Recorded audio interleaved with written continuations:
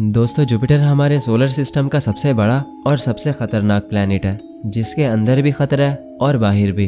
अगर बात करें बाहर की, तो बाहर जानलेवा रेडिएशंस का एक बहुत बड़ा जाल है, और अगर अंदर की बात करें तो अंदर का तो पूछो ही मत। जुपिटर के अंदर झांक कर देखने पर पता चलता है कि वहाँ सिर्फ और सिर्फ तबाही का मंजर है। या तो वहाँ कड़कती हुई बिजली है या फिर तेज तूफान, जहाँ इंसान तो दूर की बात बल्कि मशीन्स भी जलकर राख हो जाती हैं। तो जैसे कि मैंने बोला कि जुपिटर सबसे बड़ा है, तो ठीक वैसे ही इससे जुड़ी हर चीज़ भी सबसे बड़ी है। जुपिटर के पास सबसे बड़ी मैग्नेटिक फील्ड है, सबसे बड़े तूफान है, और तो और सबसे बड़े चांद भी जुपिटर के पास ही हैं। इतने बड़े चांद ना तो सैटर्न के पास हैं और ना ही किसी और प्लैनेट के पास। तो जुपिटर अपने आप में ही एक ऐसी दुनिया है जो कि बाकी सभी दुनियाओं से हर लिहाज में सबसे बड़ी है। और यही वजह है कि जुपिटर को the king of solar system यानी सोलर सिस्टम का बादशाह भी कहा जाता है, और इसका नाम भी रोमन गॉड्स के बादशाह के नाम पर रखा गया था, जो कि बाकी देवताओं में सबसे बड़ा था। तो यार, जुपिटर पर मैं ऑलरेडी 2 पार्ट्स बना चुका हूँ, जिनमें हमने जुपिटर के बारे में बहुत कुछ डिस्कस किया था। पहले पार्ट में हमने देखा था कि जुपिटर कैसे बना और ये किस टाइप का प्लैनेट है, और दूसरे पार्ट में हमने जुपिटर के अंदर जाने वाले एक प्रोब की कहानी को डिस्कस किया था, जो कि जुपिटर के अंदर गया था और उसने हमें जुपिटर के अंदर का खौफनाक मंजर दिखाया था। तो जुपिटर के बारे में तो हम ऑलरेडी बहुत कुछ डिस्कस कर ही चुके हैं। तो अब अगर कोई इंपॉर्टेंट चीज़ बाकी रह जाती है तो वो है जुपिटर के मून्स, क्योंकि पहले साइंटिस्ट को ये लगता था कि जुपिटर के मून्स इनएक्टिव होंगे, जो कि पत्थर या बर्फ के टुकड़े होंगे। लेकिन जैसे ही कुछ स्पेसक्राफ्ट्स उन मून्स के पास से फ्लाई बाय करते हैं, तो पता चलता है कि उन मून्स पर कुछ अजीब हो रहा है। किसी मून पर खोलता हुआ लावा है और किसी पर बर्फ के नीचे छुपा समंदर। तो आखिर जुपिटर के मून्स पर क्या है, यही है हमारी आज की इस वीडियो का टॉपिक, जो कि हमारी जुपिटर सीरीज का पार्ट 3 है। तो हमेशा की तरह ये वीडियो भी काफ़ी इंटरेस्टिंग होगा, इसीलिए इसको एंड तक देखते रहना। मैं हूं अब्दुल हन्नान और आप देख रहे हैं आपका अपना चैनल इन्फो फैमिली। तो दोस्तों, वीडियो शुरू करने से पहले मैं बता दूं कि अगर आपने जुपिटर के पिछले 2 पार्ट्स नहीं देखे तो कोई बात नहीं, इस वीडियो के एंड पे आपको दोनों पार्ट्स के लिंक्स मिल जाएंगे। अगर मन करे तो उन्हें भी देख लेना, आई गारंटी कि आपको मजा आएगा। तो चलो अब ज़्यादा बातें नहीं करते और आज का अपना ये वीडियो स्टार्ट करते हैं।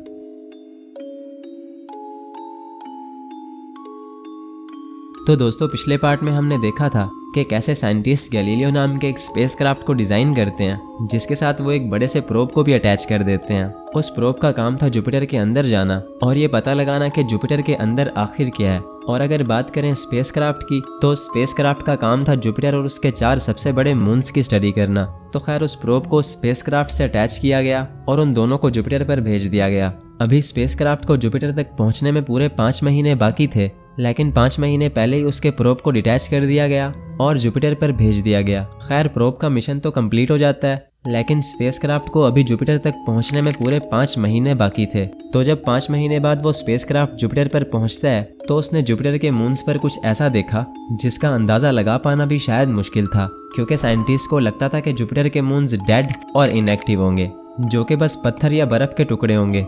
तो जैसे ही गैलीलियो स्पेसक्राफ्ट उन मून्स के पास से फ्लाई बाय करता है, तो वो देखता है कि एक मून पर खोलता हुआ लावा है, जबकि उसका पड़ोसी मून बर्फ से ढका हुआ है। तो जुपिटर के उन मून्स पर आखिर क्या चल रहा है, चलो थोड़ा गहराई से जानते हैं। तो दोस्तों, अगर जुपिटर के मून्स की बात करें तो जुपिटर के पास इस टाइम 95 मून्स हैं, लेकिन इस वीडियो में हम जिन मून्स के बारे में डिस्कस करेंगे वो हैं गैनीमीड, आयो, यूरोपा और कैलिस्टो, क्योंकि ये चारों मून्स जुपिटर के सबसे बड़े मून्स हैं। और यही वजह है कि साइंटिस्ट हमेशा से इन मून्स के बारे में जानना चाहते थे।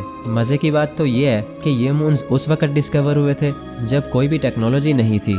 जी हाँ दोस्तों, ये बात है 1610 की, जब 1610 में गैलीलियो ने पहली बार एक छोटी सी टेलीस्कोप से जुपिटर को देखा, तो उसे जुपिटर के ये चारों मून्स भी दिखाई दिए, क्योंकि ये चारों मून्स इतने बड़े थे कि एक छोटी सी टेलीस्कोप से भी साफ साफ दिखाई दे रहे थे। तो गैलीलियो ये सब देखकर काफ़ी हैरान हुआ, क्योंकि वो पहली बार किसी दूसरे प्लैनेट के मून्स देख रहा था, वरना तब तक लोग यही सोचते थे कि मून सिर्फ अर्थ के पास है। तो खैर, इन मून्स को सबसे पहले गैलीलियो ने डिस्कवर किया, तो यही वजह है कि इन्हें गैलीलियन मून्स भी कहा जाता है, यानी ऐसे मून्स जिन्हें गैलीलियो ने देखा।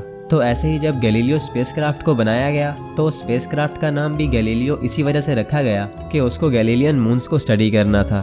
खैर, टॉपिक पर वापस आते हैं। दोस्तों, जब गैलीलियो स्पेसक्राफ्ट जुपिटर के पास पहुंचा, तो उसने जुपिटर की खतरनाक रेडिएशंस का सामना किया, क्योंकि जुपिटर के ऊपर इतनी खतरनाक रेडिएशंस हैं कि वहाँ मशीन्स भी सर्वाइव नहीं कर पाती। तो गैलीलियो जुपिटर का ऑर्बिट कुछ ऐसे कर रहा था कि पहले वो जुपिटर के ऑर्बिट के अंदर जाता, फिर बाहर आ जाता, फिर अंदर जाता, फिर बाहर आ जाता, और ऐसे कर करके ही उसने जुपिटर के 4 सबसे बड़े मून्स के पास से भी फ्लाई बाय किया। तो दोस्तों जिस मून के पास से गैलीलियो ने सबसे पहले फ्लाई बाय किया वो था गैनीमीड।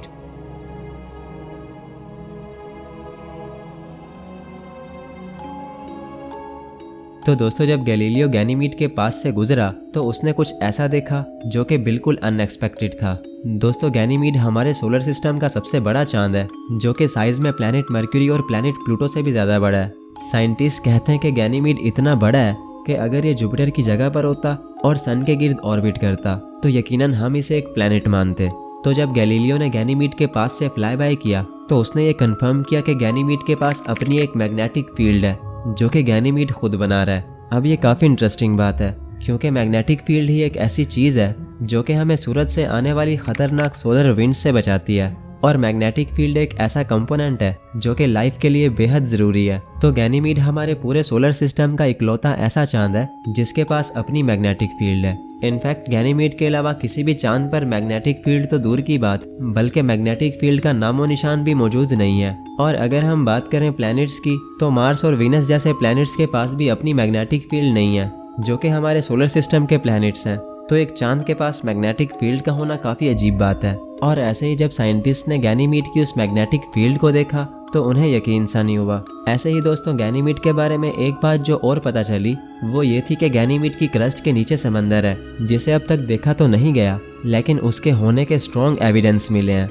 साइंटिस्ट ने देखा कि जब गैनीमीड की मैग्नेटिक फील्ड जुपिटर की मैग्नेटिक फील्ड से टकराई तो गैनीमीड पर अरोराज दिखाई दिए, जो कि कहीं ना कहीं ये इंडिकेट करते हैं कि गैनीमीड के नीचे पानी है। और तो और हबल टेलीस्कोप ने भी ये कंफर्म किया कि गैनीमीड के नीचे एक बहुत बड़ा समंदर है जो कि अर्थ पर मौजूद समंदरों से भी 10 गुना ज़्यादा गहरा है, और उसका पानी इतना ज़्यादा है कि अगर अर्थ के सारे समंदर मिला दिए जाएं तब भी वो गैनीमीड के पानी से कम बनते हैं। खैर दोस्तों गैलीलियो ने गैनीमीड की बहुत सारी डिटेल्स कैप्चर की। उसके बाद उसका नेक्स्ट टारगेट कैलिस्टो था।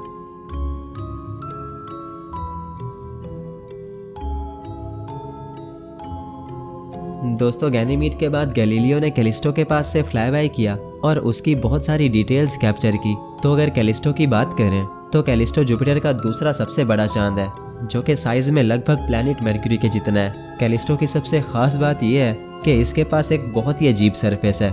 दोस्तों जब गैलीलियो कैलिस्टो के पास से गुजरा तो उसने हमें ये बताया कि कैलिस्टो के पास हमारे सोलर सिस्टम की सबसे पुरानी सरफेस है, और इससे पुरानी सरफेस अब तक किसी भी प्लैनेट या मून पर नहीं देखी गई, जिसका अंदाज़ा आप इस बात से लगा सकते हो कि कैलिस्टो पर हमारे सोलर सिस्टम के सबसे ज़्यादा क्रेटर्स यानी गड्ढे हैं, और वो कोई आम गड्ढे नहीं हैं, क्योंकि अगर हम उन गड्ढों को माइक्रोस्कोपिक लेवल पर जूम करके देखते हैं तो पता चलता है कि उन गड्ढों के अंदर छोटे छोटे हज़ारों गड्ढे और हैं, जो कि कहीं ना कहीं इस बात की तरफ इशारा करते हैं कि कैलिस्टो का इतिहास बहुत ही भयानक गुजरा होगा।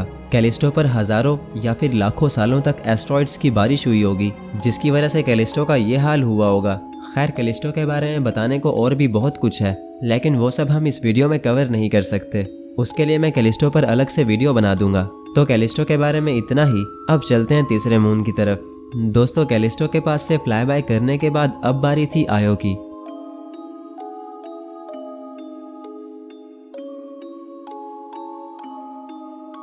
दोस्तों गैलीलियो से पहले वॉयेजर 1 और वॉयेजर 2 ने भी आयो के पास से फ्लाई बाय किया था, और वॉयेजर 1 ने तो आयो की बहुत सारी पिक्चर्स भी ली थी, जिन्हें देखकर साइंटिस्ट को ऐसा लगा कि आयो एक डेड मून है। लेकिन जैसे ही गैलीलियो आयो के पास से फ्लाई बाय करता है तो वहाँ का नज़ारा सबसे अजीब देखने को मिलता है। इनफैक्ट गैलीलियो ने आयो पर एक ऐसा मंजर देखा जिसे देखने के बाद साइंटिस्ट को यकीन ही नहीं हो रहा था। उन्होंने कभी सोचा भी नहीं था कि जिसे वो अब तक डेड मून समझ रहे थे वो सबसे ज़्यादा एक्टिव मून निकलेगा, और वहाँ हमारे सोलर सिस्टम की सबसे ज़्यादा वोल्केनिक एक्टिविटी देखने को मिलेगी।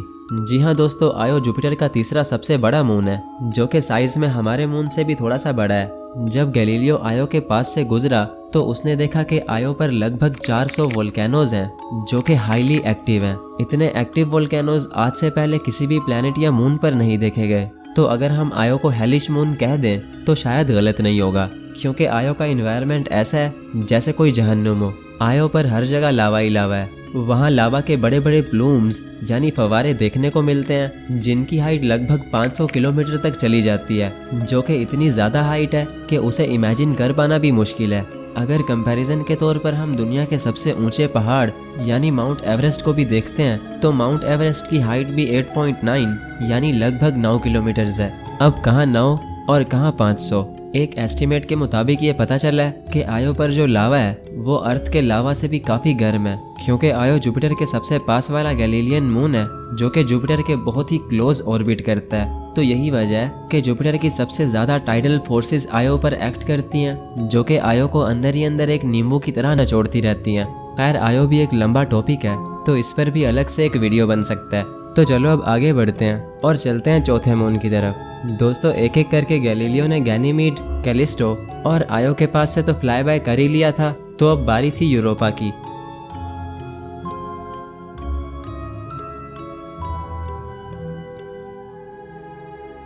अब यूरोपा के ऊपर जो चीज़ें देखने को मिली वो इस मिशन की सबसे ख़ास चीज़ें बनी। और जब बात हो सबसे ख़ास की तो सबसे ख़ास सिर्फ एक ही चीज़ होती है और वो और कुछ नहीं बल्कि लाइफ है। जी हाँ दोस्तों, क्योंकि अब तक जितने भी स्पेस मिशंस किए गए तो उनका मेन मोटिव हमेशा से लाइफ की तलाश रहा है, यानी अर्थ के अलावा एक ऐसी जगह ढूंढना जहाँ लाइफ हो। तो यूरोपा पर लाइफ के स्ट्रॉन्ग एविडेंस देखने को मिले और यही वजह है कि यूरोपा को इस मिशन का सुपरस्टार कहा गया। दोस्तों जब सभी मून्स का चक्कर काट कर गैलीलियो यूरोपा के पास पहुंचा तो उसने देखा कि यूरोपा जो कि आयो का पड़ोसी है और बाकी गैलीलियन मून्स में सबसे छोटा है, उस पर बर्फ की एक चादर है। यानी यूं समझ लो कि यूरोपा ढका हुआ तो बर्फ से है, लेकिन उस बर्फ के नीचे असल में कुछ और है, और वो और कुछ नहीं बल्कि पानी है। जी हाँ दोस्तों, गैलीलियो स्पेसक्राफ्ट ने कंफर्म किया कि यूरोपा की सरफेस के नीचे पानी है, क्योंकि अगर हम यूरोपा की सरफेस को गौर से देखते हैं तो वहाँ पर हमें बड़े बड़े क्रैक्स दिखाई देते हैं, जो कि इस बात का इशारा करते हैं कि यूरोपा की सरफेस यूरोपा से चिपकी हुई नहीं है बल्कि वो उसके ऊपर तैर रही है। यानी यूरोपा की जो बर्फीली सरफेस है वो असल में सरफेस नहीं है बल्कि सिर्फ एक चादर है। यूरोपा की वो सरफेस लगभग 20 से 40 किलोमीटर थिक है और अगर उस लेयर को पिघलाकर यूरोपा के अंदर जाया जाए तो वहाँ एक बहुत ही गहरा समंदर है जिसका पानी अर्थ पर मौजूद सभी समंदरों से भी 2 गुना ज्यादा है। दोस्तों साइंटिस्ट का ये मानना है कि यूरोपा के उस ओशियन के अंदर कोई एलियन लाइफ मौजूद हो सकती है, क्योंकि यूरोपा ऊपर से बर्फ से ढका हुआ है जिसकी वजह से वो ओशियन हर किस्म की रेडिएशन से महफूज रहता है। तो हो सकता है कि उस ओशन के अंदर हमें कोई एलियन स्पीशीज तैरती हुई नजर आ जाए, और अगर ऐसा हुआ तो ये पहली बार होगा कि अर्थ के अलावा लाइफ को कहीं और देखा जाएगा। खैर यूरोपा पर भी मैं एक डिटेल्ड वीडियो बना दूंगा जिसमें हम यूरोपा पर होने वाले फ्यूचर मिशंस के बारे में डिस्कस करेंगे कि कैसे यूरोपा की सरफेस को पिघलाया जाएगा और कैसे उसके ओशन के अंदर रोबोट्स को भेजा जाएगा ताकि वो ये पता लगा पाएं कि यूरोपा के अंदर असल में क्या है। खैर आगे बढ़ते हैं और जानते हैं कि अपना मिशन कंप्लीट करने के बाद गैलीलियो स्पेसक्राफ्ट के साथ क्या हुआ। तो यार अगर बात करें गैलीलियो स्पेसक्राफ्ट की तो इसकी एंडिंग भी थोड़ी सैड है, क्योंकि जैसे ही उसका मिशन कंप्लीट हुआ तो उसे जानबूझ के जुपिटर के अंदर भेज दिया गया, जिसके बाद वो भी हमेशा हमेशा के लिए जुपिटर का एक पार्ट बन गया। दोस्तों गैलीलियो जुपिटर पर 7 दिसंबर 1995 में पहुंचा था और 21 सितंबर 2003 को उसका मिशन कंप्लीट हुआ, जो कि लगभग 8 साल बनते हैं। तो पूरे 8 साल तक गैलीलियो ने अपनी सर्विस दी और जैसे ही उसका मिशन कंप्लीट हुआ तो उसको जुपिटर के अंदर भेज दिया गया, जिसके बाद वो भी एक आग का गोला बनकर राख हो गया और यूं गैलीलियो स्पेसक्राफ्ट की कहानी खत्म हुई। तो यार इस वीडियो में हमने सभी गैलीलियन मून्स के बारे में मोटा मोटा डिस्कस जरूर किया, लेकिन इन सभी मून्स पर डिटेल्ड वीडियोस मेरे चैनल पर आ जाएंगी। वैसे तो मुझे इन सभी मून्स में आयो सबसे अच्छा लगा, आपको कौन सा लगा कमेंट्स में जरूर बताना। और अगर आपने पार्ट 1 और 2 नहीं देखा तो ऊपर लेफ्ट साइड पे आपको पार्ट 1 दिख रहा होगा और राइट साइड पर 2, चाहो तो इन्हें देख लो, नहीं तो नीचे किसी भी रैंडम वीडियो पर क्लिक कर लो। तो मैं मिलता हूँ आपसे किसी नेक्स्ट वीडियो में, तब तक के लिए अल्लाह हाफिज।